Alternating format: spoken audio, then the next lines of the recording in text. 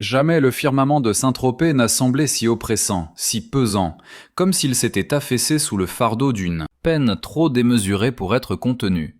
En cette journée du mercredi 7 janvier 2026, le son funèbre de l'église Notre-Dame de l'Assomption ne retentit pas uniquement pour une légende du 7e art ou pour l'incarnation de la Marianne. Il annonce la fin d'une ère, le crépuscule d'un univers. Pourtant, au cœur de cette agitation médiatique, parmi les milliers de flashs qui jaillissent tels des éclairs dans la pénombre, règne un silence. Un silence poignant, incarné par une seule et unique personne. Quand le véhicule sombre s'arrête devant le parvis détrempé, toutes les attentions convergent vers la dépouille de la légende. Les yeux guettent le cercueil, ils scrutent l'arrivée des célébrités. C'est pourtant une stature courbée par le chagrin qui en sort, à la fois frêle et pleine de dignité. Bernard Dormal, cet homme à la chevelure argentée, qui fut durant 30 années le rempart discret protégeant la star de la lumière, éblouissante qu'était Brigitte Bardot. En ce jour funeste, pour la toute première fois, il avance en solitaire, sans sa main pour guider. La sienne, privée de cette énergie fondamentale qu'elle lui transmettait, même au plus fort de ses foudroyantes colères. Il progresse vers l'édifice religieux, les traits marqués par des nuits blanches, totalement insensible aux acclamations de la foule qui psalmodie le prénom de son épouse. Aux yeux du monde entier, c'est Bibi qui nous quitte. Pour lui, c'est tout simplement ma vie qui se consume. On devine dans son regard cerné et enflammé un anéantissement qui transcende le langage. Il ne s'agit pas de la souffrance ostentatoire des drames antiques, mais de la peine intérieure, muette et profonde, de l'homme qui a perdu son unique repère. Il ne verse aucune larme face aux objectifs, se maîtrise par pudeur et par déférence pour celle qui exécrait toute forme de faiblesse. Cependant, chacun de ses pas sur les pavés humides paraît exiger de lui un effort colossal, comme s'il endossait à lui seul le chagrin de tout un pays. Tandis que son propre cœur n'est déjà plus que poussière. C'est le portrait d'un isolement total au sein d'une cohue monumentale, dans la semi-obscurité de la nef, tandis que les premières notes de l'orgue montent vers les voûtes centenaires, un contraste puissant étreint l'assemblée. Bernard Dormal n'a jamais convoité les projecteurs. À l'inverse des spectres célèbres, entend de manière inévitable le souvenir de cette cérémonie. Il ne ressemble en rien à Roger Vadim, ce Pygmalion de génie qui a façonné la légende bébé à même le rock de Saint-Tropez. Il n'est pas non plus Jean-Louis Trintignant, l'amant à la passion dévoratrice qui a incendié les pellicules de cinéma. Il n'est pas davantage Serge Gainsbourg, ce poète maudit, aux côtés duquel elle a consumé sa vie par les deux extrémités dans une spirale d'ivresse autodestructrice. Ces figures masculines faisaient partie de la mythologie dorée, de cette ère incandescente où Brigitte incarnait une déesse solaire, aussi inaccessible et scandaleuse que vénérée. Bernard, quant à lui, est l'homme du crépuscule de sa vie, celui qui est entré en scène alors que les feux des projecteurs s'éteignaient, faisant place à la réalité nue de l'existence. Il a pris pour épouse une femme lassée, sa propre célébrité, une combattante parfois épuisée par ses luttes incessantes et entièrement dévouée à la cause animale. Il n'a pas épousé une icône de papier glacé ou un simple fantasme masculin projeté sur grand écran. Il a lié sa destinée à une âme à vif. Lorsque les autres avaient fréquemment attisé le tumulte et le chaos, il est venu lui offrir l'apaisement.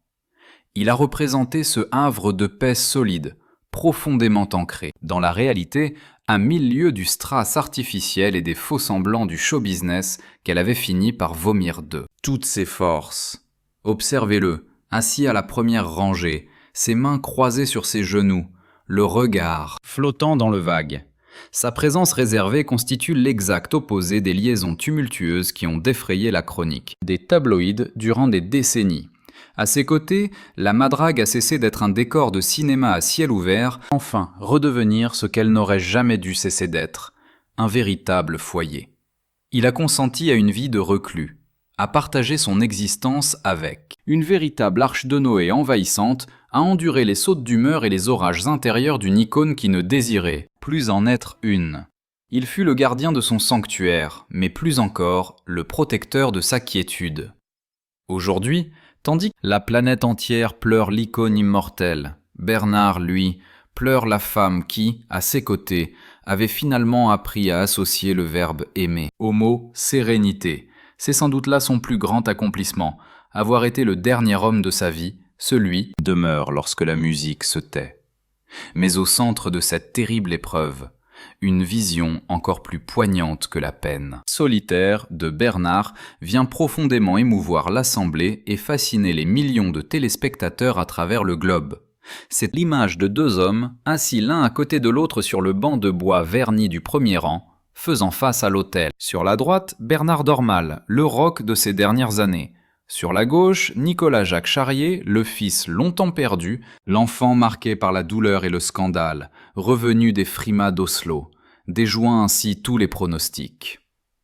Cette proximité physique, ce contact épaule contre épaule, représente en lui-même un moment historique, une photographie que l'on croyait irréalisable, tant l'abîme creusé, au fil des décennies, paraissait absolument infranchissable. Il est impératif de prendre la mesure de la densité de ce silence. Modèle, partagé, afin de saisir toute l'intensité du chagrin qui imprégnait l'atmosphère. Durant de longues années, ces deux figures masculines avaient représenté des forces antagonistes, se positionnant quasiment en adversaires au sein de l'univers si particulier de Brigitte Bardot. Nicolas incarnait la blessure d'une maternité manquée, ce fils meurtri par les phrases assassines d'une autobiographie où sa mère n'avait pas hésité à le comparer à une tumeur maligne, la rongeant de l'intérieur.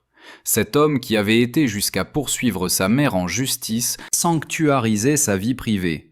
Bernard, à l'opposé, était le rempart loyal, celui qui défendait Brigitte envers et contre tout, même face à sa propre famille s'il le fallait.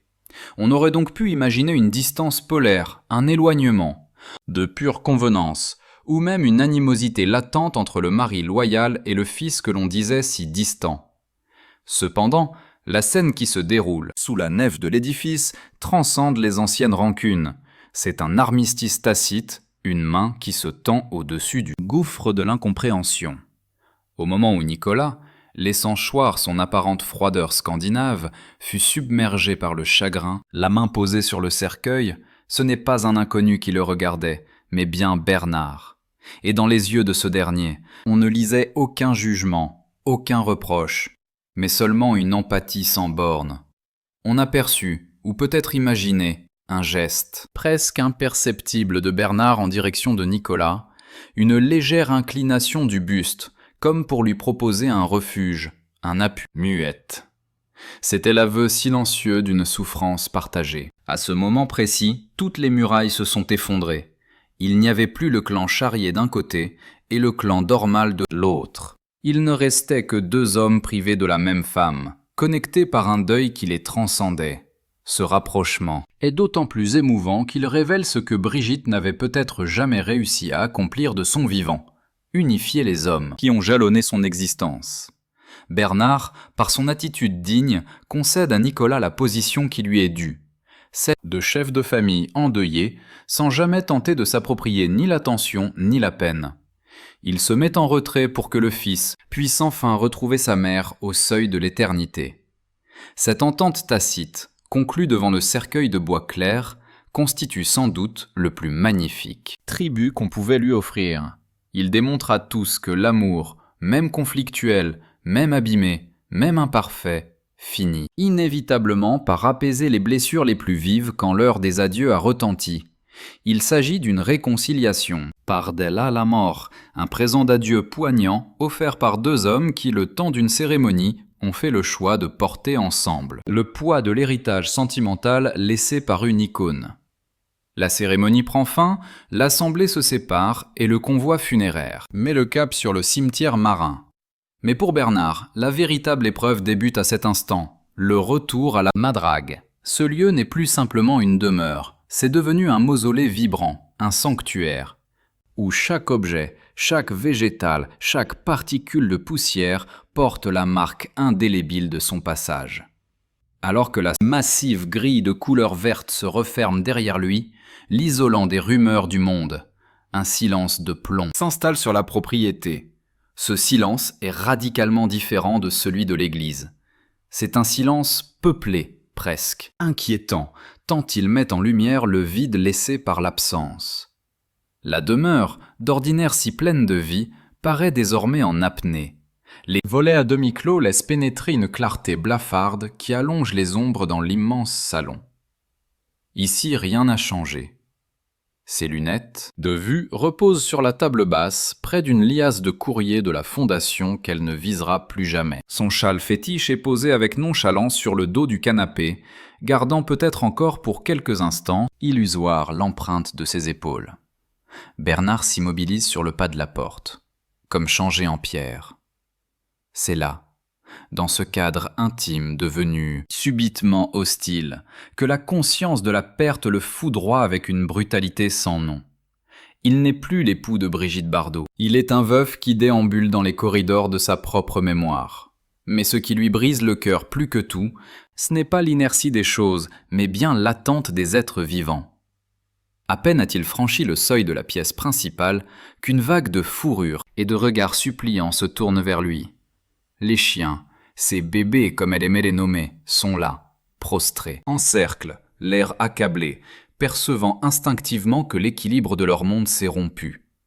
Ils ne bondissent pas pour le saluer comme ils le font habituellement. Ils le scrutent de leurs yeux profonds, ces bêtes qui comprennent tout mais ne peuvent l'exprimer.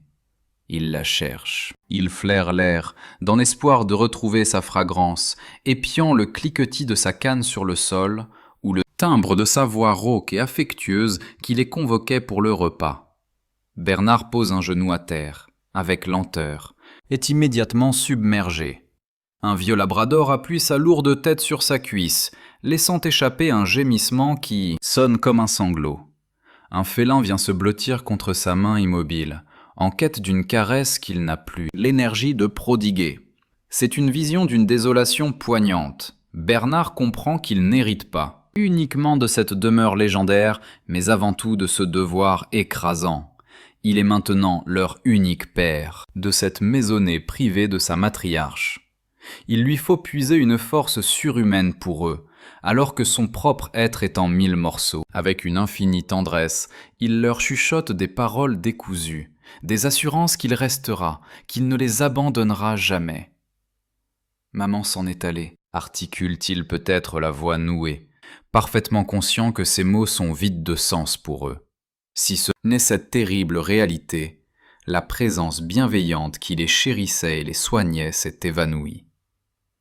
Dans cette atmosphère confinée, baigné par l'amour inconditionnel émanant de ces créatures perdues, Bernard Dormal prend la pleine mesure de l'abîme qui s'ouvre devant lui. Le voilà seul commandant d'un vaisseau qui a perdu sa capitaine, destiné à naviguer sur les océans gelés de la mémoire, avec pour unique équipage ses compagnons loyaux qui guetteront chaque jour un retour qui ne viendra jamais. La pénombre s'installe sur Saint-Tropez, drapant la madrague d'un suaire, de noirceur et de quiétude pesante. À l'extérieur, la brise marine se lève, agitant le feuillage des pins parasols, roseaux, en une complainte lancinante, tel un reflet sonore de sa propre désolation. Bernard se laisse tomber dans son fauteuil en rotin où il a consacré d'innombrables soirées à veiller sur elle. L'heure des spectres a sonné, ce moment où les réminiscences affluent, non pas comme de tendres aquarelles, mais comme des vagues dévastatrices. 30 ans. Ils ont partagé 3 décennies d'existence commune. Aux yeux du monde, leur histoire n'était qu'un simple chapitre dans la biographie mouvementée, l'icône, mais pour lui, c'était le chef-d'œuvre de son existence, une épopée personnelle gravée de blessures secrètes que nul ne pourra jamais imaginer. Ce que l'objectif des caméras a ignoré aujourd'hui, ce que les éloges publics ont discrètement omis, c'est la vérité sans phare de leurs ultimes années. Bernard baisse les paupières et revoit les moments dont lui seul est le dépositaire. Il revit cette lutte de chaque instant contre le temps, contre ce corps, qui fut le plus convoité du globe et qui, progressivement, échappait à sa maîtresse. Il se remémore les nuits, d'effroi, où la respiration se faisait rare, où la Jeanne d'Arc des bêtes n'était plus qu'une femme âgée et terrifiée, se cramponnant à sa main, comme à son unique ancre de salut. Il fut bien davantage qu'un simple époux durant ce long déclin. Il fut son soignant, son confident, son secrétaire, et par-dessus tout, son rempart. Car chérir Brigitte Bardot n'avait rien d'une promenade de santé. Cela signifiait résider au cœur d'un ouragan perpétuel. Il lui a fallu endurer des fureurs homériques, les caprices d'une souveraine en exil, des changements d'humeur brutaux commandés par la souffrance physique et la rigidité de ses engagements. Il a absorbé les assauts de cette personnalité inflexible, afin que le monde ne retienne que le visage de la combattante passionnée. Il a fait le tri des informations pénibles, maîtrisé les controverses, contenu les embrasements médiatiques, faisant abnégation de sa propre personne pour devenir cette armure essentielle. Combien de fois a-t-il dû dissimuler son épuisement, réprimer ses angoisses pour demeurer ce roc imperturbable sur lequel elle trouvait refuge? Ses meurtrissures intérieures ne sont pas visibles, elles ne saignent pas. Mais elles ont labouré son âme, profond sillon. Il contemple ses mains, celles-là même qui ont soulagé ses jambes endolories, qui ont tendu le verre d'eau, qui ont apaisé son front fiévreux. Elles lui paraissent aujourd'hui désœuvrées, vides de leur vocation quasi divine. Il prend conscience, avec une angoisse vertigineuse, que son existence tout entière s'était articulée autour de la protection de ce monument français. Il s'était préparé à toutes les éventualités, sauf à cette quiétude éternelle. Il songe à nouveau à cette promesse tacite formulée le jour de leur union, la soutenir jusqu'à la fin, quel qu'en soit le prix. Il a honoré son engagement. Il fut présent jusqu'à son ultime souffle, jusqu'à ce que l'éclat quitte ses yeux qui avaient fait fantasmer le monde entier. Mais cette nuit, dans l'isolement glacial de cette demeure devenue trop vaste, il s'interroge. Qui veillera sur le gardien, maintenant que la reine n'est plus? Il demeure là, cet homme de l'ombre, superbement exténué, portant le fardeau de 30 ans de dévotion inconditionnelle, une loyauté qui l'a autant éreinté qu'elle l'a anobli. Demain, ou peut-être, dans les jours à venir, un nouveau quotidien s'imposera, implacable. Mais avant que l'existence ne réaffirme sa poigne de fer, il subsiste une ultime scène à interpréter, un dernier acte pour ce drame suspendu dans le temps. Bernard remonte jusqu'au cimetière marin. Cette fois-ci, la cohue s'est dispersée. Les gerbes de fleurs commencent à se flétrir sous les assauts salins de la Méditerranée. Il est désormais seul devant la sépulture fraîchement refermée, face à cette croix de bois, sobre qu'elle avait réclamée, refusant la froideur du marbre des caveaux opulents. En ce lieu, le vent souffle plus, intensément qu'ailleurs, charriant les effluves du grand large, ce parfum de liberté qu'elle vénérait. Planté devant ce tertre de terre, Bernard Dormal réalise que sa tâche ne prend pas fin avec le décès de sa femme.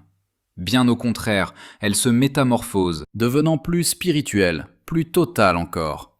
Il ne sera plus celui qui soutient la main de la femme souffrante. Il devient le gardien. Il est le protecteur du sanctuaire, le veilleur de sa mémoire. Il est pleinement conscient qu'un serment reste à accomplir, vraisemblablement le plus accablant de tous, celui de préserver la fondation. Cela transcende largement un simple legs administratif ou pécuniaire. C'est la continuation même de son esprit. Il sait pertinemment que les charognards rôdent, que les détracteurs, momentanément réduits au silence par le deuil national, s'en donneront de nouveau à cœur joie. Il lui faudra incarner le bouclier, encore et inlassablement. Il devra batailler pour que sa lutte ne soit jamais trahie, afin que son écho continue de vibrer à travers les initiatives de ceux qui demeurent. Contemple la ligne d'horizon, là où le firmament cendreux se marie à une mer d'étain. Sans un mot, il s'adresse à elle. Il lui assure que rien ne sera altéré à la Madrague, que les animaux y achèveront leur existence en toute quiétude, que le moindre euro collecté sera alloué là où elle l'a souhaité. C'est une vocation qui l'attend, une existence de moine soldat entièrement dévoué à une cause qui désormais le dépasse. Il ressent le fardeau de cet engagement pesé sur ses épaules lasses. Cependant, de manière surprenante, il perçoit également une forme d'énergie inédite. C'est la vigueur de ceux qui ont déjà tout perdu. Il n'a plus à s'inquiéter pour sa condition physique, pour ses maux, ni pour ses propres craintes. La tragédie a eu lieu, seule la mission subsiste désormais. L'astre du jour amorce son déclin, embrasant les nuées d'une lueur pourpre, tel un ultime salut du soleil à cette ancienne étoile solaire. Bernard dépose une main sur la croix, un geste de gardien, mais surtout un geste d'amour impérissable. Il ne lui formule aucun adieu. On ne fait pas ses adieux à une partie de soi. Il lui murmure simplement « Repose en paix, je prends la relève ». C'est la promesse solennelle du vétéran à son général tombé sur le champ de bataille. Il se détourne enfin son manteau fouetté par les bourrasques. Il ne jette aucun regard en arrière. Il entame sa descente vers la cité, vers les survivants, vers ce monde qui poursuivra sa course sans elle, mais qui ne retrouvera jamais tout à fait sa saveur d'antan. Bernard Dormal progresse d'un pas lent, sa silhouette se profilant une dernière fois sur le bleu profond de la mer. Il est l'ultime confident, le conservateur des secrets, cet homme qui a su voir la femme derrière l'icône et qui l'a chérie jusqu'à l'épuisement. Et alors qu'il s'efface peu à peu, il devient évident qu'il ne sera plus jamais véritablement seul. Il avance avec le spectre d'une géante à ses plus flancs, voué à demeurer jusqu'à son propre trépas, le grand prêtre de cette foi qu'incarnait Brigitte Bardot. L'icône n'est plus, mais la légende survit, et son protecteur est là qui veille,